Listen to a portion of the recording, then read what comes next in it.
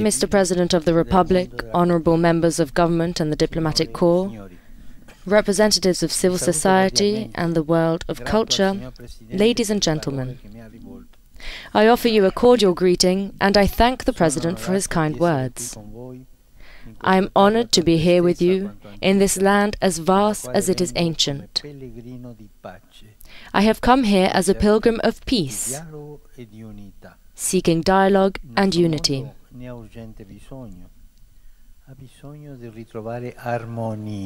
Our world urgently needs peace. It needs to recover harmony. A harmony that here in this country can be illustrated by what I have learned is one of its traditional musical instruments, the dombra. The dombra is a hallmark of your culture and one of the most important symbols of Kazakhstan. So much so that a specific day was recently set aside to honor it. I would like to use the dombra as a starting point for what I wish to share with you today. In preparing for this journey, I also learned that some versions of the dombra were already in use during the Middle Ages, and that down the centuries it accompanied the recitation of sagas and poetry, linking the past to the present. As a symbol of continuity and diversity, its rhythm accompanies your country's memory. It thus serves as a reminder of how important it is, amid today's rapid economic and social changes, not to neglect the bonds that connect us to the lives of those who have gone before us. I think particularly of those traditions that enable us to cherish the past and to value the rich inheritance we have received. Here I think, for example, of your fine popular tradition of cooking on Friday mornings 7 loaves in honor of your ancestors. The memory of your country, which Pope John Paul II, as a pilgrim to Kazakhstan, defined as a land of martyrs and of believers, land of deportees and of heroes, land of intellectuals and artists, embraces a glorious history of culture, humanity and suffering. How can we fail to recall in particular the prison camps and the mass deportations that witnessed in the cities and in the boundless steppes of these regions the oppression of so many peoples? Yet Kazakhs did not let themselves remain prisoners of these injustices. The memory of your seclusion led to a deep concern for inclusion. In this land, traversed from ancient times by great displacements of peoples, may the memory of the sufferings and trials you endured be an indispensable part of your journey towards the future, inspiring you to give absolute priority to human dignity, the dignity of every man and woman, and of every ethnic, social and religious group. Going back to the dombra, it is played by plucking its 2 strings. Kazakhstan is known for its capacity to keep creating harmony between 2 parallel strings. Temperatures that are as frigid in winter as they are torrid in summer, and between tradition and progress, as symbolized by the encounter between historic cities and modern cities, like this capital. Above all, in this country we can hear the notes of 2 souls, Asiatic and European, which give it a permanent mission of linking 2 continents, of being a bridge between Europe and Asia, and a junction between East and West. The strings of the dombra are usually heard alongside other stringed instruments, typical of these places, a reminder that harmony grows and matures in togetherness, in the choral unity that leads to a symphonic social life.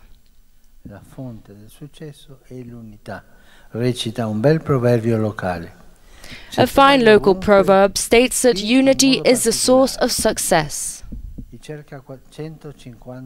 If that is true everywhere, here it is true in a very particular way. The 550 ethnic groups and the over 80 languages present in the country, with their diverse histories and cultural and religious traditions, represent an extraordinary symphony. They make Kazakhstan a unique, multi-ethnic, multicultural and multi-religious laboratory and disclose its particular vocation, that of being a country of encounter. I have come here to emphasize the importance and the urgency of this aspect of encounter, to which the religions are called especially to contribute. I will have the honor of taking part in the 7th Congress of Leaders of World and Traditional Religions. Fittingly, the Constitution of Kazakhstan, in defining it as a secular state, provides for freedom of religion and belief, a healthy secularity, one that acknowledges the importance and indispensable role of religion and resists the forms of extremism that disfigure it, represents an essential condition for the equal treatment of each citizen, while fostering a sense of loyalty to the country on the part of all its ethnic, linguistic, cultural and religious groups.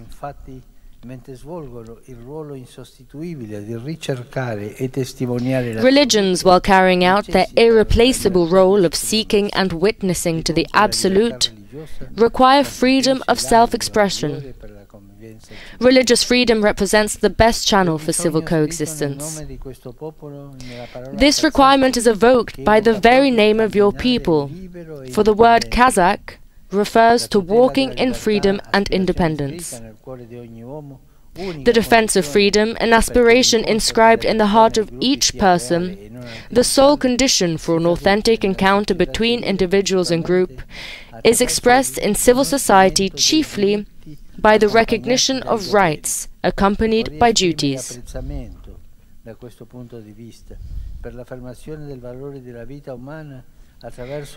In this regard, I wish to express appreciation for the affirmation of the value of human life embodied by the abolition of the death penalty in the name of each human being's right to hope. Together with this, it is important to guarantee freedom of thought, conscience and speech, in order to enable each individual to play his or her unique and equal role in service to society as a whole.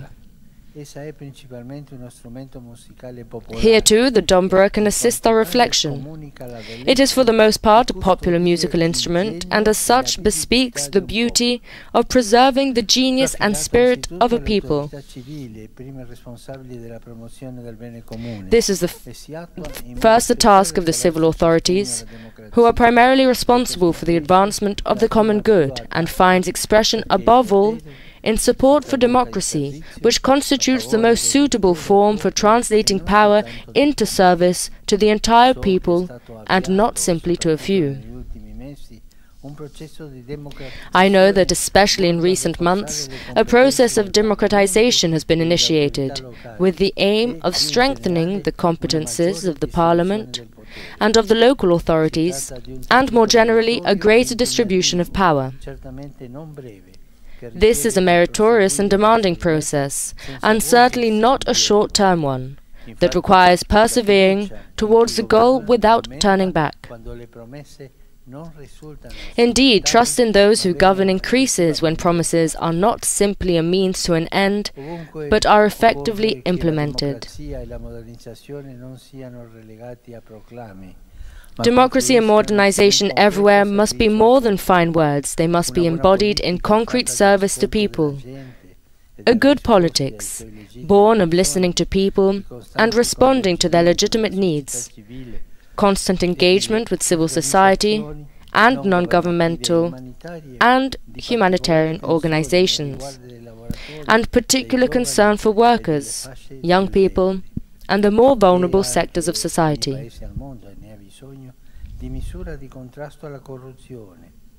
Every country in the world likewise needs measures to combat corruption. This truly democratic political style is the most effective response to possible cases of extremism, personalism and populism that threaten the stability and welfare of peoples. I think too of the need for economic security, which here, at the beginning of the year, was called for in areas that, despite the presence of significant energy resources, are facing various difficulties. This is a challenge that concerns Kazakhstan, but also the world as a whole, in which integral development is held hostage by widespread injustice, whereby resources are unequally distributed. It is the task of the state, but also of the private sector, to treat all groups in society with justice, with equality of rights and duties, and to promote economic development not on the basis of the profits of a few, but of the dignity of each worker.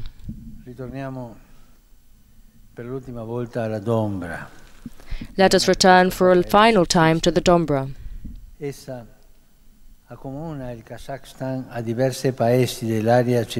It unites Kazakhstan to its neighbors in surrounding countries and helps to spread its culture throughout the world. I express my hope that the name of this great country may continue to be a synonym of harmony and peace. Kazakhstan represents a significant geopolitical crossroad, and so it has a fundamental role to play in lessening cases of conflict.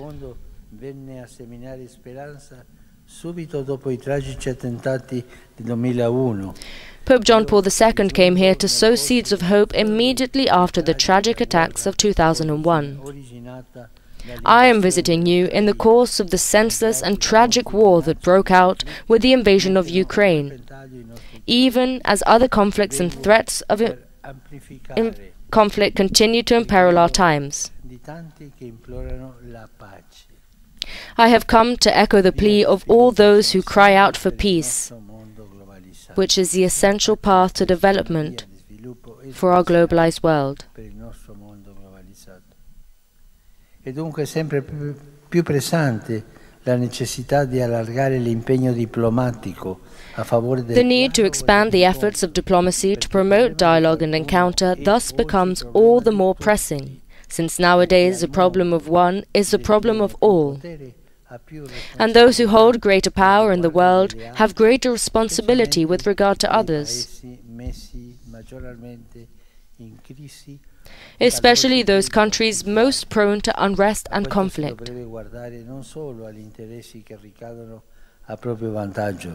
This should be our concern, not merely our own individual interests. Now is the time to stop intensifying rivalries and reinforcing opposing blocs. We need leaders who, on the international level, can enable peoples to grow in mutual understanding and dialogue, and thus give birth to a new spirit of Helsinki. The determination to strengthen multilateralism, to build a more stable and peaceful world, with an eye to future generations. For this to happen, what is needed is understanding, patience, and dialogue with all. I repeat, with all. Thinking specifically of global commitment to peace, I express deep appreciation for this country's decisive repudiation of nuclear weapons and its efforts to develop energy and environmental policies centered on decreased dependence on carbon fuel and on investment in clean sources of energy, the importance of which was emphasized by the international exhibition held here 5 years ago. Together with a commitment to interreligious dialogue, these are concrete seeds of hope sown in the common soil of humanity. It is up to us to cultivate those seeds for the sake of coming generations, for the young whose desires must be seriously considered as we make decisions affecting the present and the future. The Holy See is at your side in this pursuit. Immediately after the country's independence 30 years ago, diplomatic relations were established, and now, as this anniversary approaches, I am happy to be able to visit this country. I assure you of the desire of Catholics who have been present in Central Asia from ancient times to continue to testify to the spirit of openness and respectful dialogue that distinguishes this land. Mr. President, dear friends, I thank you for your kind welcome, which demonstrates your celebrated sense of hospitality, as well as for the opportunity to spend these days in fraternal dialogue with the leaders of many religions. May the Most High bless the vocation of peace and unity proper to Kazakhstan, the country of encounter.